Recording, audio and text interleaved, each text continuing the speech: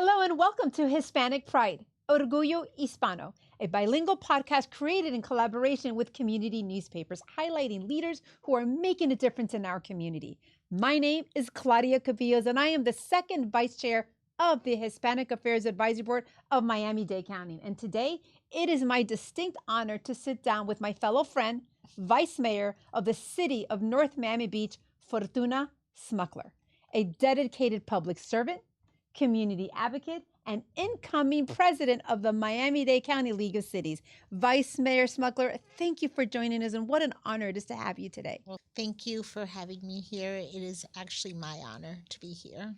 So exciting, huh? Yes. All righty. So listen, Vice Mayor Smukler, how are you doing? Everything good? I'm doing great. That's Thank good. you. That's good.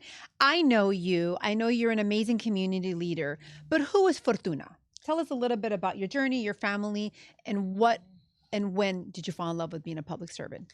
So first, I'm an abuela. That's the most important Oh. thing ever for anyone. But I am the daughter of Cuban immigrants.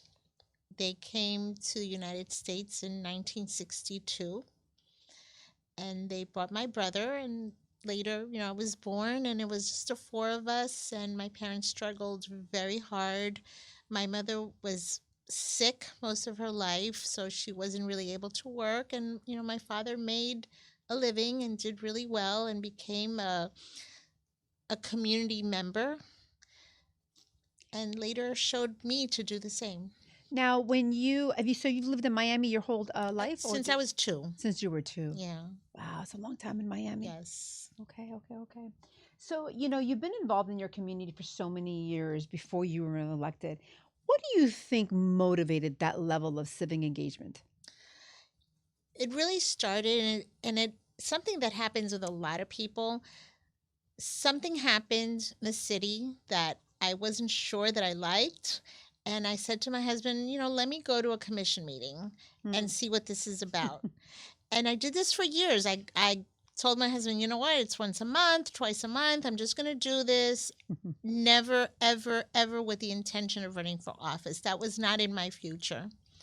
And then there's some stuff that happened in our city. And I was actually originally appointed. And on the 10th of May is going to be 8 years that I was appointed. Oh, wow. Yeah. Wow. It's interesting that you're saying that because before we started, we were talking about how community really starts getting involved when something happens, right? And I think the message there is the community should always try to stay involved, because I think if the community is more involved, and I think Hispanics tend to be a little more involved in the community. We're going to get into that next, but I think that if the more the community is involved, it keeps those elected officials in check, right? Because I think when the community falls out of touch is when the elected officials perhaps lose sight of the pulse of the town. Right. So I think it's really interesting because we were just talking about that before we got started. In my case, by going to the commission meeting and speaking up about it, I actually had to keep them in check. Yeah. Because they're like, okay, someone's watching. Yeah. So. Yeah. I mean, it's not unfortunate, but I think what happens when I've set up in the dais, you set up in the dais, you get kind of caught up in thinking of what's right and what's best for the moment, but you always have to think what's best for the greater good, right? And especially if you have a really diverse community, which we're going to get into now. So you have served on multiple boards and committees in North Miami just before you were elected. What do you think specifically, or what have you specifically done for the Hispanic community in North Miami Beach? So prior to becoming a commissioner, I was on the multicultural committee. I was the chair. And not just Hispanic, all cultures, but you're also Cuban Jewish. I'm Cuban Jewish, yes, Juban, as we're called. And I made sure that whenever it was Hispanic Heritage Month, that we bought Tito Puente Jr., we bought Tony Sucad when he was like not Tony Sucad, now he's amazing. We bought who's also amazing, Amy Novo. She does like a Celia show. She's amazing. We bring, prior to becoming a commissioner, now I'm the liaison to the Multicultural Commission. I always make sure that Hispanic Heritage Month is a big event. We call it Dale NMB. Oh, I love it. Yeah. Dale, that's a pit bull thing. Dale. Yes. Yes. How do you ensure, or is that how you ensure that the Hispanic voices are always included in North Miami Beach? And what is the population like in North Miami Beach for Hispanics? So it's growing. It's actually every election season it's getting higher and higher.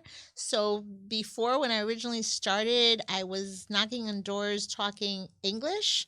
My last election, my Spanish got so good because I was like talking Spanish and Spanish and Spanish. So it has changed. And now, this election, which I'm not running, like a lot of the Hispanics are like, you're going to knock on doors for me, for the Hispanic community. You're not running? No. Oh, so you're done? Yep. Ah, okay. Well, good for you. Yep. Good for you. Good for you.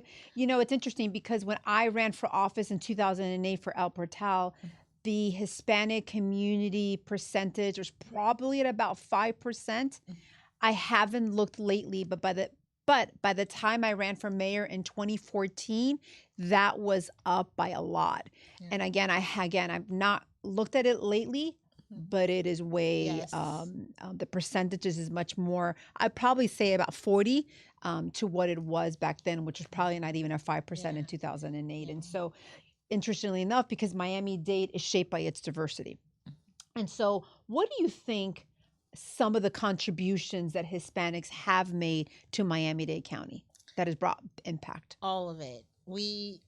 The Hispanics, when my parents came here in 1965, more or less, if you didn't know English, you could not survive. Now here, if you don't know Spanish, you can't survive. I agree. But what the Hispanics have done, and I've seen it, right? Because I've been here since 1965, even though I was little, but still, I remember conversations my parents have had, and going to different places and seeing the different things, and my father alone, has contributed so much to help build at that time, it was mostly Cubans when we first came, but he has interacted so much that I don't think Miami would be Miami if it was not for the Hispanics. We'd be still a little sleepy town. Your father was an entrepreneur? Yeah, he owned a clothing manufacturing business and pantalones. Mostly it was 99% of it was pants, but he catered to the Hispanic and Black woman body, which was curvy. Curvy, yeah. So that's how he really got started in here in Miami. I think that's exactly where the Hispanic impact has come in for Miami-Dade County. Because when you think of Hispanics, it's entrepreneurs. My father was an entrepreneur. I believe there's that entrepreneurial spirit that has shaped Miami-Dade County. Because when we talk about Miami-Dade County being diverse, right? It's not just diverse in different cultures. This is diverse in Hispanic. You got Colombians, you got Ecuadorianos, Ecuador, Venezuela, Cuban, Argentina, Mexican. I mean, you have a slew. So I believe that when you talk about your father, that's what triggered me, is that the impact is the Hispanics really are entrepreneurs, and I think they're passing that on to the children, and so that's amazing. Tell me, what's one thing that makes you proud to be an Hispanic? Besides the wonderful Hispanic foods, right? What's your favorite? Cuban, Colombian, Venezuelan? Cuban. I mean, Cuban. come on. Okay. I love it all, but Cuban is. What's your favorite restaurant in Miami then? That's Hispanic. Oh my God. I'm gonna say Latin American. Really? Yeah. Three Palms. If you want traditional Cuban, I think you can never go wrong with Three Palms on Biscayne. It's just that the Latin American gives you porción. Un bistec empanizado like this big. And yes, I eat it all. And I eat the rice and I eat all the bread. Yes, I eat it all. That's why I just think Miami-Dade County is so blessed that we Hispanics have really just made that impact, and even in food and clothing and all that stuff that we just talked about. And so how do you think your heritage has influenced your style of leadership and how you connect with your community?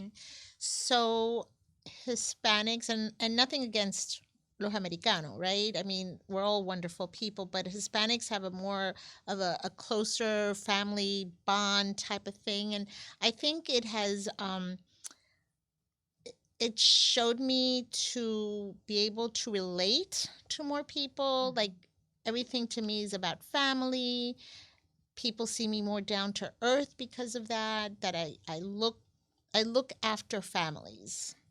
My concern is that people have food on their table, backpacks for the kids, health fare for the kids. So I think it's like taught me to be family oriented on the days. Hey, and let's think about that for a minute, Vice Mayor, because Miami is so relationship driven, right? Mhm. Businesses. How do you choose your school? You call somebody that you know. Who do you know that you don't know? Right, right. Yeah. When you're looking for a job, or you're helping your son or daughter look for a job. So it's interesting that you're saying that, and I've never really thought of it that way. But relationship driven is how Miami runs, and it Right. probably really stems because we're so strong in family roots, which leads me to my next question. Do you think your deep Hispanic roots, like your family, and you talk to me a lot about your daughter, really impacts the community and how you see it? And I think you were answering that a little bit. Yes, absolutely. The Hispanics, like I said before, if it wasn't for the Hispanics here, I don't think Miami would be a Thriving? thriving. You know, we'd still be. I mean, before you wanted to shop, it was either Lincoln Road or downtown Miami. Now there's malls. Now there's well, besides the online, let's not talk about Yeah, that. yeah. But all these little stores in Lincoln Road and all these little stores in A lot of downtown Hispanic Miami, owners. they were all Hispanic Yeah. owners, and my father would sell to them. Like my father knew all the Hispanic Yeah. owners, and we made the Hispanics made Miami. Absolutely. And they're still doing it today. Yes. Yeah, through all the work and in community leadership. Mhm. What is your vision to ensure that these connections and this vision and the way Miami is going with Hispanics continues with the future generations? What are you doing in North Miami Beach to ensure that vision keeps going? Again, I try to make sure that we have the Hispanic Heritage Month. I will definitely encourage people. So I'll never encourage anybody to vote one particular race, religion, or culture, but I will encourage the Hispanics to vote. If they want to vote, for another race, religion, or culture, that's okay with me. But just that Hispanics vote. It is important. Votes matter, right? And it's just I try to make sure that the Hispanics vote, and if I can continue to do that, and if I can bring businesses into Miami that are Hispanic, into North Miami Beach that are Hispanic, that would be great as well. I think you also touched on something that's really important because not maybe so much now, but voting, right? I think as women, perhaps in the Hispanic home, you grew up in a time where we didn't have that lead in terms of voice or opinion. But it's so important that you're teaching because we have a lot of generations coming in here, Hispanics, who women are older, and we have to teach them your voice does matter. Right. And it's almost you have to reteach them that because it's ingrained in them if they're coming from another country that's not what they do there, right? So I think it's really important. I see some of the drives that you have in North Miami Beach that you really push for that. And that's important because we are going to segue now to something that I'm extremely proud of. I know you're extremely proud of. And I think it's very serendipity what today is. And there's been my bodyguard, so I've had a bodyguard since May 4th of 2019. And basically what happened was on May 4th of 2019, I became the first Hispanic women president of the Miami-Dade County League of Cities. Now I am interviewing the second Hispanic president of the incoming Hispanic president, women of Miami-Dade County League of Cities. How amazing is that, right? It's the best. Like I couldn't have been planned better. And again, God is great and it's sort of serendipitous at the moment. But basically what happened on May 4th, so the audience knows, is on May 4th of 2019, I sat in the Hispanic Affairs Advisory. I did not sit on the Hispanic Affairs Advisory Board in 2019. I was the incoming president for the Miami-Dade County League of Cities. And I was in a board of all men. They were amazing men, amazing commissioners, amazing mayors that I was blessed to really be in a fantastic executive board. but they all forgot about me at the gala. And so who brought me in was Darth Vader. Wow. And so he wanted to be sure that no one ever forgets me. And so he's been my bodyguard for the last 7 years. And so I had to tell him, hey, today, don't worry, I'm going to get there on time. And that's another thing, I've got to be up on time. And I said, I am interviewing the incoming president for the Miami-Dade County League of Cities. Yep. Congratulations. Thank you. Thank you. As you step into that role, I think your swearing in is at the end of this month. Talk to us about the Miami-Dade County League of Cities and how they are impacting the Hispanic community, and what are some of your initiatives for your incoming year? So before I came here for the interview, I was trying to think about like the Hispanics that have served on the executive board. And I'm only familiar with really the past 8 years, but we've actually had like Hispanics on the board, except for you and me that have been the only women Hispanic. So it's interesting to know that we include Hispanics on the board. It's not just about one type of person, it's about all of us. And, we, as you know, also, we're very involved into providing school supplies to the children, providing on Thanksgiving, before Thanksgiving. You guys used to do turkeys, giveaways. Now we do gift cards because, one, it's easier to carry gift cards than to carry thousands of turkeys. And two, not everybody eats turkey. We provide for sick children around the holiday season. And although it's something that's always been done, or at least it's been done for the last few years, I just want to go way and above and do it better, bigger, better. Amazing. Because I want to make sure that all these kids have what they need at home, that no one goes to sleep hungry, no one goes to sleep without a Christmas toy or a Hanukkah toy. Without school supplies. And I just want to make sure, at least while I'm there, that we can cover everybody. Yeah, and unfortunately, I believe that historically it is the underprivileged, predominantly maybe Hispanics, and other cultures. So I think it's important that you continue, as you said, bigger and better, because all the work gets done, and you can't get everybody right, but if you can really work on getting as many kids and families helped, especially through the holidays where it makes it really rough. Well, again, congratulations on the incoming president for the Miami-Dade County League of Cities.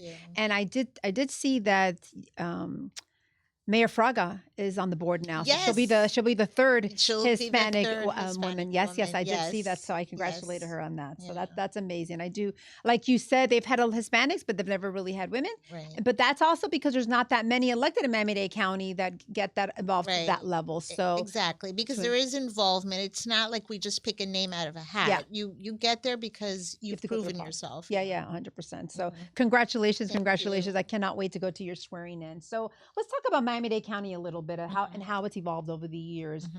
From the time when Hispanics were considered a minority to now they're not, they're the majority, right? Tell us your experience growing up and how you've seen that transformation. I think you talked about it a little bit, but what lessons from that do you think we should carry, like from that shift that's happened in Miami? Like how can we make it even to the next step for Miami? So I remember this happened about 35 years ago. I was in I don't know if you remember Mario the Baker, the restaurant. Yes, I do. Which was, if you wanted to go for a romantic private conversation, that was not the place. And I went there with my kids. They were little, and my daughter, my son was like banging on a table with a toy like this. And I mean, we're at Mario the Baker. Who cares, right? And there was a couple next to me. And my husband and I were talking Spanish the whole time. And the couple next to us starts screaming at us, "You better be talking English. Go back to where you came from." Like, first of all, we're Mario the Baker. Like, why are you even listening to our conversation? Like, it's loud there. And, I didn't go there for privacy. I went there to just have pizza, basically. And finally, I just got up and I said, "Excuse me, ma'am. I was born in New York. Like, don't tell me to go back to where I came from," like wrong person, wrong. So, but that doesn't really happen anymore. I hope it doesn't happen anymore. I would be very upset to hear that. It was this was 35 years ago. So look how much has changed that in 35 years someone is screaming at me for talking Spanish for not something that's even their business. I remember being somewhere about 10 years ago, and my husband and I were talking Spanglish, and it actually it gave me I was happy when there was a gentleman from another state who did not know like Hispanics, and he was sitting next to me and he looked at me, he goes like, how can you talk in two languages in one sentence, you know? And I'm like, it's natural. But I was happy that he was like impressed by that. And I think it's we you know the Hispanic community has just changed so much. Like we have done so much. Like I've said it already. We have changed Miami. We will continue to change Miami. We will only make Miami greater, and hopefully, and I don't want to get too much into the politics. Hopefully, when Cuba is a free country again, we, the Hispanics, the Cubans of Miami-Dade, can help and make Cuba a better place. Yeah, when you really think about Miami and the kind of the story you just said, it's interesting because you see the involvement, and Right. for our children as they move up forward into Miami, I believe all the work that we continue to do is so powerful. Yeah. And really kudos to our family, to our parents, to our grandparents, and to everybody that has done all the work in Miami-Dade County, because we're leaving the fruits of their labor, right? And so our kids will live the fruit of our labor, and we're going to do that as you continue to impact through the programs that you do. I know you've talked about it a little bit, but not that much. You do a lot of community programs in the North Miami Village that helps the underprivileged, that helps the minorities. Tell us a little bit, because you really haven't talked about it. Right. From mammograms, I mean, you do a lot. So let's Yes. talk a little bit about some of the Right. programs. I think it's important to share how you help Right. your community a little bit more. So I got involved originally bringing La Liga contra el Cáncer into North Miami Beach with the mammogram mobiles. It's funny because my mother died in 1981, and people think that she had breast cancer, and they're like, but you're always bringing the mammogram mobile. Like they thought I was doing it as a tribute to her. I'm like, no, I'm doing it because it's really important. And I like to say that my mother died when I was young, and people ask me, when I do my medical history, did your mother have breast cancer? I go, well, she didn't, but I don't know if she would have, right? So like I always want to be proactive about that, and I want Very other important. people. And we have, La Liga contra Cancer has told me, oh, we caught somebody in the mammogram mobile. We caught somebody with something. So it's showing the back to school, those backpacks. We had a situation where, so we try to give school supplies because everybody gives backpacks. Our city, while I'm there, we're going to give school supplies. I had an employee call me the week after we gave the school supplies away. We still had leftover. They're like, there's this boy, school started. There's this boy, he's a teenager. He's going to drop out of school because he doesn't have school supplies. Can we give him one of the packs? I said, absolutely not. We're giving him 2 of the packs. Like, I wanted to make sure that this kid was set. Yeah. And the ones that are left over, we don't use them for the following year. I wait till December and I distribute it. Amazing. So, we need to make sure. And then the food distributions, it started with COVID. And I kind of got addicted to it. It was, during COVID, there was going on 3 or 4 times a week that I was just going to all these food distributions. And when I'm out of office, this is going to be one of my goals, is to continue to working at the different food distributions throughout the city or around our city. I believe that consistency across the board, and if we all keep doing what you're doing in our respective cities, towns, or villages, is where we make that impact as a whole. So I commend you on all of the programs that you bring, because being proactive for cancer is so important. And it's such an educational process to teach women, especially Hispanic women, because we tend to like take care of the homes and you forget the kids, you become a grandmother and everything becomes more important. So a reminder to all the women, you know, you got to be proactive. You got to take care of yourself. Like when you're flying in a plane, they say, put the mask on first, right? You know, take care of yourself because if you do, then your family is going to be okay. So I commend you on all the work that you do. When you look ahead, what is your vision for North Miami Beach and for Miami-Dade County? My vision for North Miami Beach. And on that note, what role do you see Hispanic leadership playing in the future? So I'm hoping that in North Miami Beach that there will be more Hispanics coming into the city, into the commission. We've only had, I'm going to say in the past, on the top of my head, I think we've only had 3 other Hispanics in office. I would be the 4th one if I'm correct. I'm hoping for this cycle. I know there's one already that is running. I'm hoping that we can continue the tradition and get more.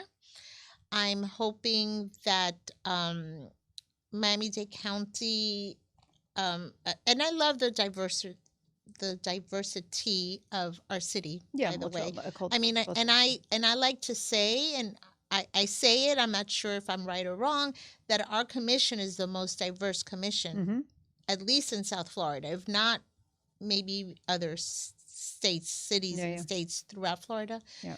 I'm just hoping that we continue with the diversity, we continue with the Hispanics, of course, and of course that Miami-Dade also, that, you know, we don't forget that also that my generation and my children's generation does not forget what my father's generation did. That's so important. And I think that lands on us to teach our children not to forget history, right? Because history is important not only because it's value, but because you don't want some history to repeat itself, right? And so it's our job to teach the children. But hey, maybe as you step out of office soon, that will be what you do as far as teaching or empowering the next generation of leaders to run for office. So there you go. I mean, I will, just because I'm not in office anymore doesn't mean goodbye. Yeah. I'm staying for the long run. That's great. I don't know how, but I will always. It's going to lead into the next question. If you could accomplish one lasting impact through your public service, whether it's in and out of office, because I've been out of office for 6 years and I'm very involved with the public. I love being on the Miami-Dade County Hispanic Affairs Advisory Board because we make such impact in the community by representing the community, the Hispanics. What would it be for you in and out of office? And that would be your closing. Oh, goodness.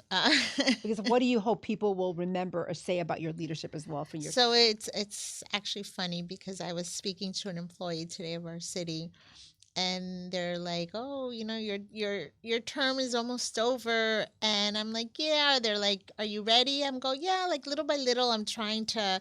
So it's not a shocker for me. I'm trying, and I almost started to cry. They're like, "We don't know what we're going to do without you. The city won't be the same. Like, I don't know what I'm going to do without you." So I think I just want to make sure that I want to make sure that, first of all, that they can always reach out to me, right? In even the future councils and the future managers and the future clerks, that they can always reach out to me for the institutional knowledge, which I've done a lot in our city. But that there's more people like me that are in it for the good and not in it for the glory. And I just hope that is something that the person who fills my seat will do as well. Well, then that's going to be your lasting role. Is that you're going to have to ensure that you help the next generation. Yes. Darth Vader, what do you think? Okay, that's his thought on that. You're good. You ready to go soon? You ready to go soon? Okay. Well, we have to be on schedule because today's his day. So we have a few places to go. What would you like to tell your audience? Well, there you go. That means it's time to go. I want to say thank you, and may the 4th be with you. May the 4th be with you. I agree. Okay. Thank you so much. Thank you, Claudia. You're the best. Yeah, thank you. Vice Mayor Smukler, thank you so much for being with us today. And thank you for your service, your leadership, and your continued support and commitment to our community. And I want to thank you, the audience, for joining us on Hispanic Pride, Orgullo Hispano, a bilingual podcast created in collaboration with community newspapers. I'm Claudia Cubillos, second vice chair of the Hispanic Affairs Advisory Board. Be sure to follow us at Hispanic MDC on Instagram, Facebook, and X, and on YouTube at Advocacy MDC for more conversations like this. Thank you for joining us. We'll see you next time, and may the 4th be with you.